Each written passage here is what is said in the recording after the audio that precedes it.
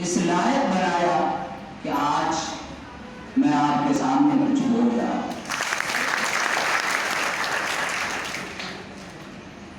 मेरे भाइयों, आज यौम असातिज़ा है, यानी कि टीचर्स डे।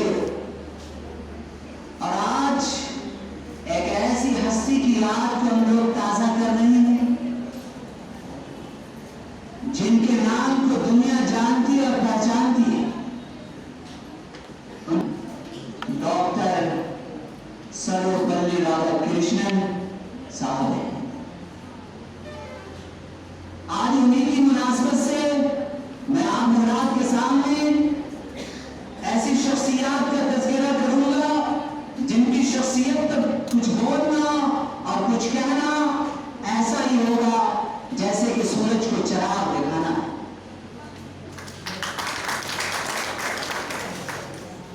ये असातिज़ा किराम वो है, मैं आपको बताऊंगा कि टीचर वो हस्ती है जो कौम के मेहमान है, जो समाज के मेहमान है, जो मुल्क के मेहमान है, यानी वो नेशन बिल्डर है।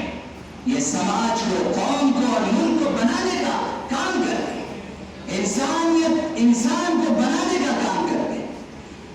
टीचर वो हस्ती है जो गुमान को यकीन में ढालता है, जो